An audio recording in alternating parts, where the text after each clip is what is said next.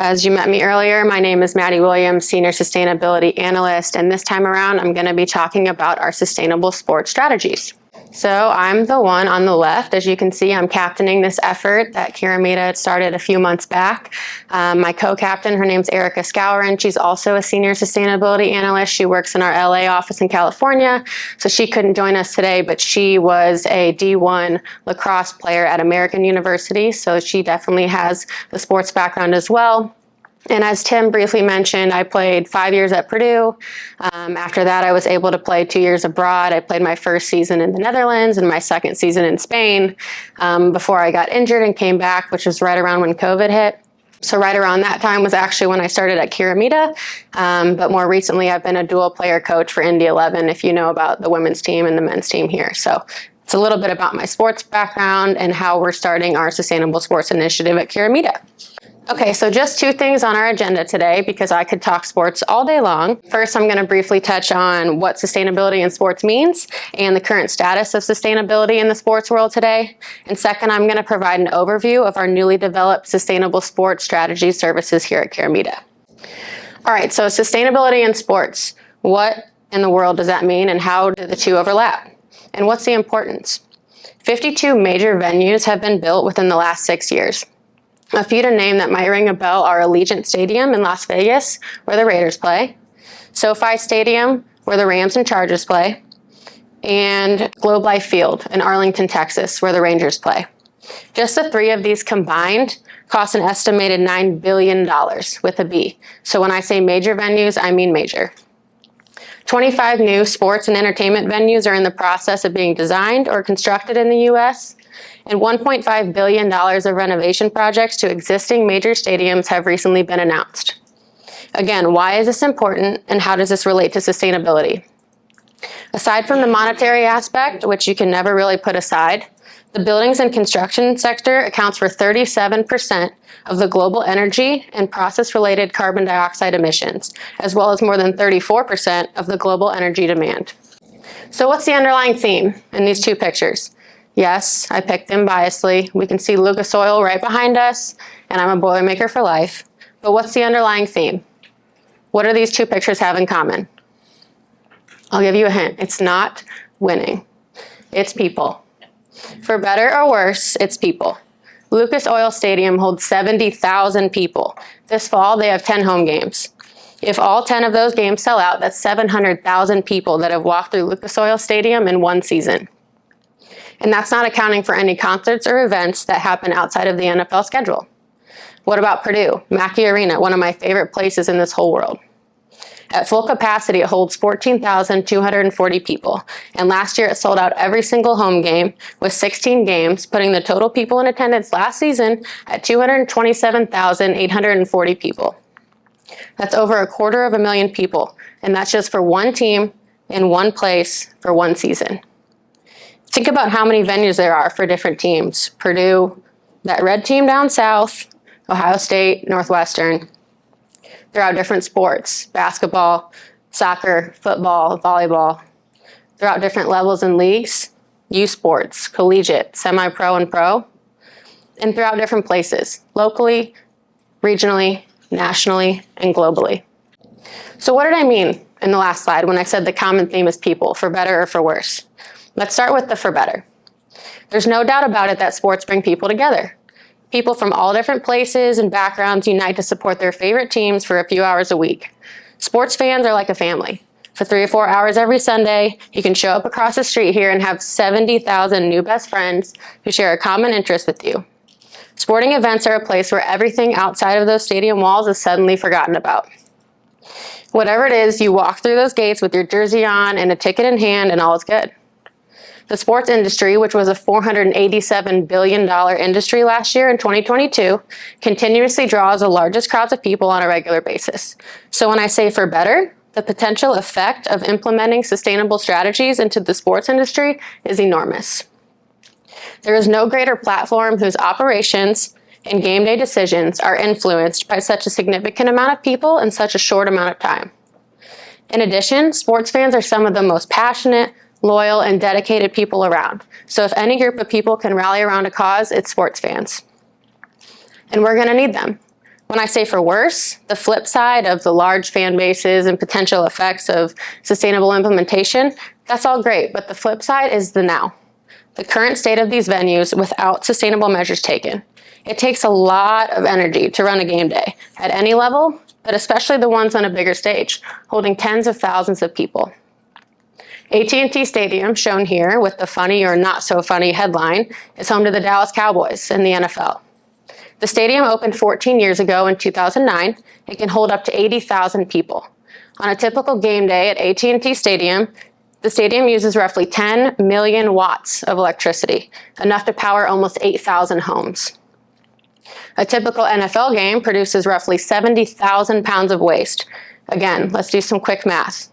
With 32 teams in the NFL and 17 regular season games, that's 272 games being played in a regular season, making the total NFL regular season waste over 19 million pounds. 19 million. How about water consumption? For restrooms alone, each toilet uses roughly 40,000 gallons per year in these stadiums. Lucas Oil across the street has 1,400 restrooms, making the annual water usage 56 million gallons, and that's just for toilets. NFL fields need 36,000 gallons of water to just put 1 inch of water across the whole field. Again, these numbers that I'm throwing at you are for one stadium, one team, one sport, and one place.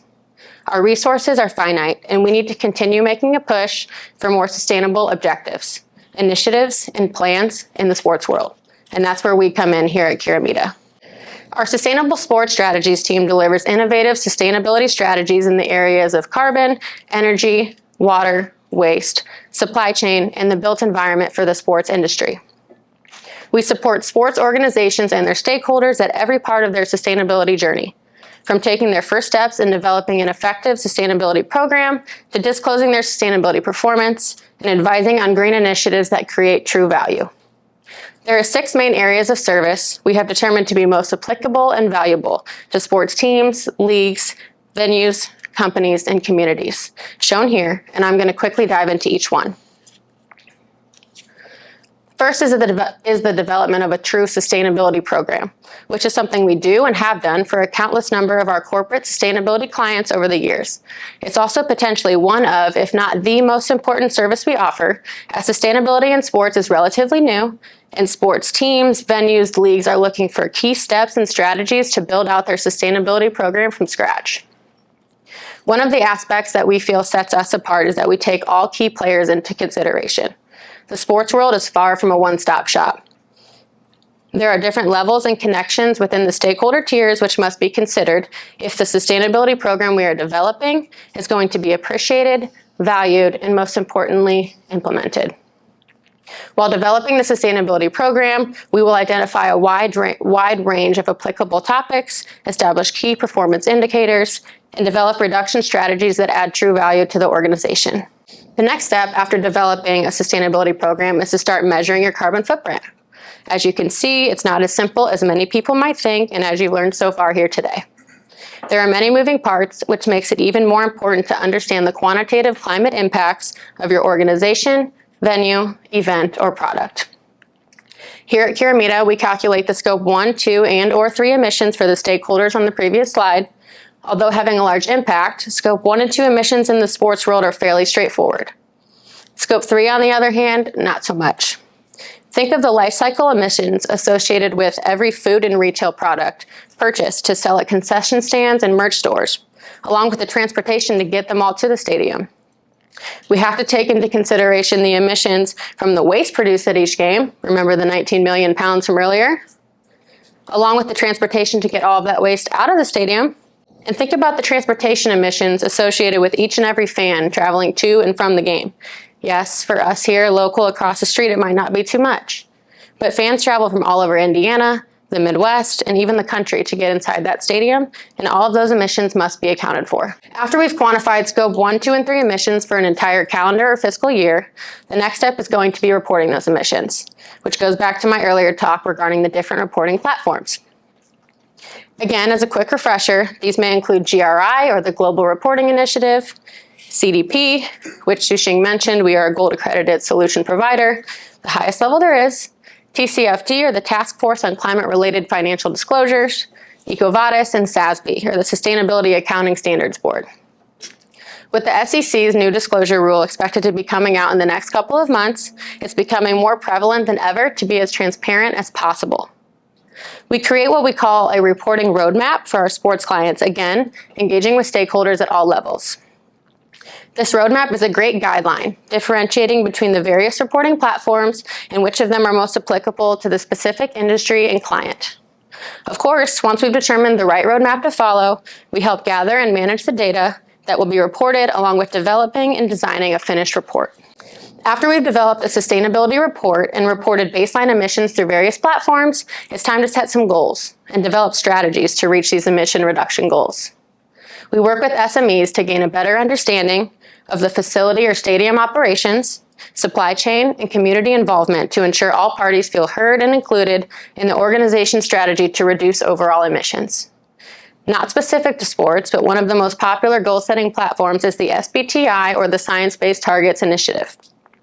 This platform aligns with the Paris Agreement, committing to curbing global temperature rise to well below 2 degrees Celsius above pre-industrial levels, and pursuing efforts to limit warming to 1.5. There have been almost 6,000 companies take action, with over 3,300 science-based targets and over 2,300 net zero commitments by 2050. Play to Zero, on the other hand, is sport-specific and is the Green Sports Alliance's platform and toolkit for GSA members. KERAMIDA is a proud partner of the Green Sports Alliance, which is the top environmentally focused trade organization in the country, convening stakeholders from around the world to promote sustainable communities where we both live and play. As a corporate partner, we have full access to the Play to Zero platform, where we benchmark, roadmap, recognize, and engage to guide progress towards a net zero energy, water, and waste future. Of course, even after setting goals and targets, there's always room for more. As I mentioned earlier with the ISO standards, or the International Organization for Standardization, ISO 20121 was created for guidance and best practice to manage events and control the social, economic, and environmental impacts. Although not sports specific, you can imagine the importance of developing a management approach for sports venues, stadiums, and facilities. In fact, earlier this year, the International Olympic Committee received its ISO 20121 certification for all of their corporate events, which includes committee sessions, commission meetings, and Olympic Day events. A few other stadiums which have also received this impressive certification is SoFi Stadium, where the Rams and Chargers play, Lincoln Financial Field in Philly, where the Eagles play, and even one of the most iconic sports venues in the world, Wembley Stadium. KERAMIDA's team has a plethora of ISO experts across our sustainability and compliance divisions, which led us to creating our fast-track EHS and ESG management system program, creating a certifiable and complete EHS or ESG management system designed specifically for your organization. With our fast-track program, we can develop and implement a fully documented management system ready to implement in a maximum of 6 days on site and ready for registration within 3 to 4 months. Last but not least is auditing and/or verifying all of the previous sustainability data we talked about. Similar to Amber and Fodi's talk earlier, we take a deep dive into your greenhouse gas emissions calculations, ensuring the correct emission factors are used, organizational boundaries are chosen, scopes and subsequent categories are included, and calculations align with a variety of accepted standards, most widely known the Greenhouse Gas Protocol. All of this being said, sustainability in general is rapidly growing, but within sports, it's astronomical. Trends, technology, protocols, and legislature are always evolving, and it's hard to keep up with, which is why we here at KERAMIDA have created our Sustainable Sports Strategies Initiative to take the headache and confusion away. And that's all I have for you guys.